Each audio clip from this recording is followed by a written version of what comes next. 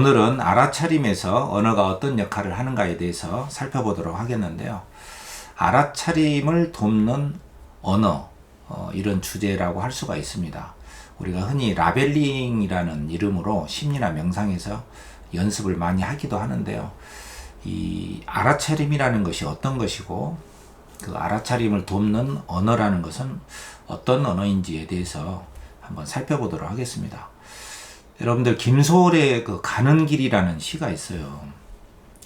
이렇게 시작이 되는데 그립다 말을 할까? 하니 그리워. 이렇게 1년이 시작되는 시가 있습니다.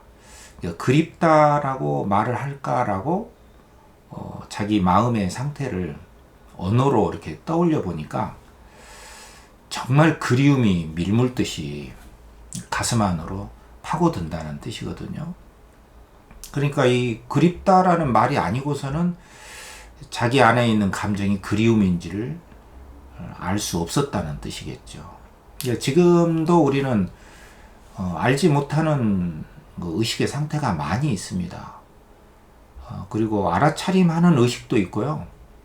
우리가 의식을 하고 생각을 한다 하더라도 알아차리지 못하고 의식하고 생각하는 경우도 있습니다.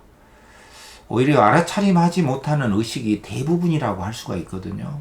그래서 알아차림을 하지 못한 상태에서 우리가 생각도 하고 알아차리지 못한 상태에서 우리가 감정도 일어나고 있고 우리 몸 상태도 알아차림이 없는 상태에서 자동화된 무의식 상태에서 우리 몸은 지금 계속 어떤 작용과 과정의 단계를 밟고 있는 것이죠. 알아차리지 못한 상태에서 바깥의 세상도 움직이고 있습니다. 우리가 알아차림을 하는 의식 상태라고 하는 것은 굉장히 일부분이라고 할 수가 있거든요. 이 알아차림이 왜 중요하냐면은 우리의 어떤 망상과 같은 거, 어떤 거 잘못된 왜곡된 생각 있잖아요. 부정적인 생각들, 어떤 신념들, 어떤 치우친 생각들, 편견과 선입견들이죠.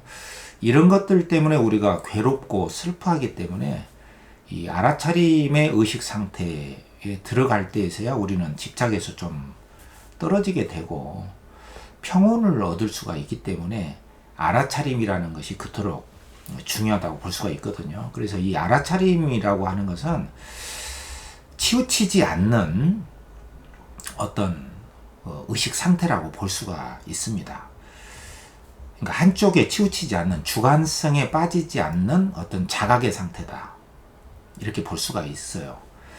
그래서 이 알아차림은 이제 좋고 나쁨의 어떤 주관적인 상태가 일어나기 전에 우리 몸에서 일어나는 반응이라든가 주관성으로 빠져들기 이전에 그 느낌에서 어떤 판단 상태로 넘어가기 이전에 순수 의식, 순수 자각의 상태라고 볼 수가 있어요. 이런 알아차림을 우리가 많이 경험을 하게 되면은 어떤 괴롭고 망상, 굉장히 부정적인 생각으로부터 벗어날 수가 있거든요. 그래서 우리가 알아차림을 우리에게 이미 갖춰져 있는데 그것을 많이 개발을 해야 되는 이유가 여기에 있는 것이겠죠. 그런데 이 언어가 이 알아차림을 증진시킬 수가 있어요. 근데 이 언어라고 하는 것은 이제 생각에서 나온 것이고 개념이고 관념이고 실체가 아니거든요. 일종의 이제 상징적인 기호, 도구라고 할 수가 있는데 알아차림을 돕는 언어라고 하는 것은 이 언어의 차원이 판단되지 않은 언어를 써야 됩니다. 이 점이 몹시 중요한데 판단되지 않은 언어가 판단해서 오는 어떤 그 주관성이 가미된 것이 언어인데 판단되지 않은 언어라는 것은 어떤 것을 말하는 것일까요? 그것은 판단이 개입되지 않은 비판단 상태의 언어를 쓰는 것이죠. 그래서 오늘은 이 비판단된 언어를 통해서 알아차림을 증진시키는 그 방법에 대해서 이 라벨링의 기법을 간단하게 소개를 해드리겠습니다. 일단은 우리가 언어와 관련해서 의식과 무의식의 차원이 굉장히 여러 차원으로 이렇게 전개되어 나가는 과정이 있거든요. 그래서 우리가 이제 언어와 관련된 의식과 무의식의 여러 가지 차원을 조금 나눠서 살펴보면은요. 첫 번째는 무의식의 어떤 상태가 있습니다. 이 무의식의 상태라는 것은 무자각 상태를 말하는 것이죠. 우리가 알지 못하는 이 무자각 상태의 무의식이라고 하는 것이 또 그 하위 영역에는 세 가지가 있는데, 제가 예전의 영상에서도 무의식의 의식화라는 영상에서 이미 좀 말씀을 드렸었는데, 세 가지 종류의 무의식이 있어요. 첫 번째는 좀 회피하고 싶고 기억하고 싶지 않은, 억눌리고 짓눌린 어떤 과거의 경험에서 비롯된 그런 그 무의식이 있어요. 아픈 상처와 같은 것이겠죠. 떠올리고 싶지 않은 무의식이 있습니다. 두 번째로는 자동화된 반응으로서의 무의식이 있어요. 지금도 무의식이 우리 안에 있다고 볼 수가 있어요. 우리 몸의 반응으로서 어떤 접촉에 의해서 즉각적으로 일어나는, 그러나 우리가 의식하지 못하는 몸의 반응으로서 일어나고 있는 무자각 상태의 무의식 상태가 있습니다. 그리고 세 번째로는 우리가 이제 실현하고 싶은 삶의 창조적인 에너지로서의 무의식이 있어요. 내가 무엇을 창조하고 싶은 것인가, 무엇을 실현하고 싶은가에 대해서 잘 모르는데 그러한 무의식이 우리를 이끌고 가고 있다고도 볼 수가 있습니다. 이런 그 세 가지 차원의 무자각된 무의식이 언어로 표현할 수도 없는 그런 것이 있다, 이렇게 볼 수가 있고요. 두 번째로는 명료하게 자각된 의식이 있어요. 우리가 알지 못하는 무의식을 순수한 의식으로서 명료하게 자각된 의식의 상태가 있습니다. 언어로 표현되지 않은, 언어 이전에 알아차림이 있는 것이죠. 지금도 알아차림이 있습니다. 우리가 놓치고, 수없이 놓치고 말고 있지만, 놓치고 있는 부분이 수없이 많지만, 의식적으로 명료하게 알아차리는 그 순수 의식 상태에 자각된, 편견에 치우치지 않는 그런 자각이 빛처럼 일어나고 있는 경우가 있어요. 언어로 표현되지 않은 그런 알아차림의 상태가 있는 것이죠. 그 다음에는 언어로 표현된 알아차림이 있습니다. 이게 오늘 우리가 이야기하고자 하는 라벨링, 명명을 하는 그 언어를 통해서 알아차림이 커지는 알아차림이 있다는 것이죠. 그 다음에는 또 네 번째로는 언어로 표현하는 순간에 또 새롭게 자각되는 알아차림이 있어요. 말하자면 언어를 통해서 알아차림 하니까 거기서 또 알아차림이 또 새롭게 펼쳐지는 알아차림이 있다는 것이죠.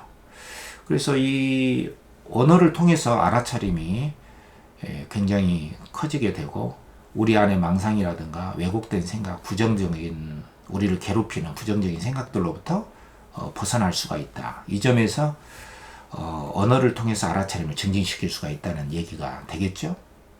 그렇다면 이때 사용되는 언어라고 하는 것은 어떤 그 주관적인 언어를 사용하면 안 됩니다. 말하자면 좋다, 나쁘다, 이런 언어보다는 그냥 이렇게 현상을 객관적으로 지시해주는 언어를 사용하는 것이 굉장히 필요합니다. 예를 들면 이제 여러분들이 알기 쉽게 이야기하자면은 첫 번째로 혼자서 언어를 통한 라벨링을 통해서 알아차림이라는 방법이 있어요. 어떻게 하냐면은 내 몸의 상태를 있는 그대로 언어로서 표현해 주는 것입니다. 예를 들어서 오감이 우리한테 주어져 있죠. 시, 청, 후, 미, 촉각. 그래서 바깥의 세계를 오감으로 지금 우리가 받아들이고 있지 않습니까? 예를 들어서 어떤 것이 보이면은 보여서 좋다, 나쁘다 이런 게 아니라 그냥 보임. 또 소리가 들리면은 개소리가 들린다. 아, 시끄러워. 아, 저 개 좀 누가 잡아갔으면. 이렇게 좋고 나쁨의 느낌을 갖기 이전에 그냥 소리가 있으면은 객관적인 언어로 판단 없는 언어가 되겠죠. 그냥 들림. 이렇게. 그리고 냄새가 있으면 아, 향기가 좋다, 나쁘다. 그 느낌 이전의 언어가 있죠. 판단 없는 언어입니다. 그래서 향기가 있음, 냄새가 있음, 맛이 짱, 매움. 내가 좋다, 싫다 하기 이전에 비판단의 언어를 쓰는 것이죠. 촉촉함, 딱딱함, 이렇게 따뜻함, 차가움, 이렇게 시청, 후미, 촉각을 객관적인 비판단의 언어로 명명을 할 때 비판단의 언어, 판단 없는 언어로 라벨링, 언어로 명명을 하면은 알아차림이 커질 수가 있습니다. 그 알아차림의 영역이 커지게 되고 어떤 왜곡적인 편견이나 망상으로부터, 괴로움으로부터, 슬픔으로부터 벗어날 수가 있다는 이야기입니다. 그 다음에는 이제 내 몸의 어떤 피부라든가 근육, 관절, 몸의 이 표면, 피부, 관절 상태, 머리에서부터 얼굴, 관절, 아픔, 쑤심, 누름, 이렇게 이런 상태를 객관적인 언어로 명명을 해주는 것이에요. 내 몸을 스캔하면서 부드러움, 딱딱함, 쑤심, 결림, 아픔 이런 식으로. 좋다 나쁘다가 아니죠. 그 다음에 이제 몸의 상태로 더 깊숙이 들어가면은 내장기관이 있겠죠. 잘 생각해 보면 소흡을 할 때 심장이 좀 빠르다, 답답하다, 또 내장기관이 꾸르륵 한다, 좀 불편하다, 편안하다. 이렇게 내장기관, 내부 감각기관을 언어로 명령을 할 때 우리 몸은 무의식 상태인 몸에서 의식화로 깨어나게 됩니다. 그리고 지금 여기로 의식이 집중하게 돼요. 그리고 이완된 상태에서 알아차리기 때문에 굉장히 어떤 슬픔이나 걱정, 두려움으로부터 한 발자국 떨어지게 됩니다. 이것이 혼자서 하는 라벨링, 판단 없는 언어로 알아차림을 증진시키는 과정이라고 볼 수가 있는 것이죠. 간단하게 제가 이야기를 드리지만, 그리고 상대방과의 대화, 담화, 어떤 상담 과정을 통해서도 알아차림이 언어를 통해서 증진될 수가 있어요. 예를 들면 상대방과 이야기를 할 때 상대방의 말을 들으면서 내 기분과 어떤 감정이 일어날 거잖아요. 그래서 그 기분이 일어나면 기분 나빠, 싫어 이렇게 하는 것이 아니라 기분 나쁜 감정이 일어남, 좋은 기분이 일어남, 상대방의 말을 듣고 일어나는 내 기분이나 내 생각들, 이런 것들에 대해서 언어로 명명을, 객관적인 언어로 명명을 하면서 알아차림하는 것이에요. 아까 몸의 문제도 이야기했지만 생각도 마찬가지입니다. 지금 어떤 생각이 일어남, 어떤 감정이 일어남, 이런 식으로 객관화된 판단 없는 언어로 라벨링을 하면은 알아차림이 커진다는 것이에요. 어떤 기억이 떠오름, 어떤 이미지가 떠오름, 우물 깊은 곳에 놓여져 있는 어린아이가 있음. 자기의 어린아이, 자기를 표현했다 하더라도 뭐 외롭다, 괴롭다 이런 것이 아니라 괴로우면은 괴로운 감정이 일어남, 이렇게 표현하는 것이죠. 그리고 상대방과의 말을 이렇게 주고받으면서도 또 내가 말을 하는 경우도 있잖아요. 그래서 내가 말을 하면서 내 귀로 듣게 되죠. 그래서 내가 말을 뱉어놓고 나면은 내 말이 나에게 흡족하는 경우도 있고 흡족하지 않은 경우도 있죠. 내가 인식이 좀 부족했다, 또 충분한 표현이 아니었다라고 할 때는 충분한 표현이 아님. 그래서 기분이 좋다 나쁘다 이렇게 건너가기 이전에, 느낌으로 건너가기 이전에 객관화된 언어로 명명을 하는 것이죠. 불충분한 표현을 함, 이런 식으로. 물론 이것도 평가라고 할 수 있지만 객관화된 어떤 판단에 치우친 것이 아니라 내 생각을 있는 그대로 언어로 라벨링을 하면은 알아차림이 증진이 됩니다. 그리고 또 내가 말하는 거에 대해서 상대방의 반응을 보고, 또 내가 그 상대방의 반응을 보고 떠오른 생각과 감정이 또 있을 수가 있겠죠. 저 모습을 보니 내가 어떤 생각이 듦, 저 모습을 보니 내 감정이 어떤 감정이 듦, 이렇게 객관적인 실험하듯이, 생체 실험하듯이 객관적인 상태로 내 마음의 상태, 내 몸의 상태를 라벨링을 하게 되면은 알아차림이 증진된다는 얘기입니다. 그래서 오늘은 여러분들에게 간단하게 이 알아차림이라고 하는 것은 어떤 그 치우침이 있는, 내 왜곡된 편견과 선입견이 개입되지 않은 순수 자각 상태, 치우침이 없는 자각 상태를 우리가 알아차림이라고 볼 수가 있다면은, 그 알아차림을 언어로 객관화된, 평가가 없는, 판단 없는 언어로 라벨링, 명명을 해줌으로써 알아차림이라고 하는 순수 자각 상태를 우리가 더 확보해 나가면서 우리가 알지 못했던 내 무의식의 상태도 의식화해서 명료화된 의식의 상태를 우리가 더 많이 가져갈 수가 있다는 내용으로 말씀을 드렸습니다. 제가 한 내용에 대해서 좀 반복해서 음미하면서 알아차림을 증진시키면서 또 판단 없는 언어를 통해서 순수한 치우치지 않는 자각의 상태를 많이 확보하면서 괴로움과 슬픔으로부터 벗어나서 평온한 시간을 많이 갖는 한 주가 되시기를 바라겠습니다.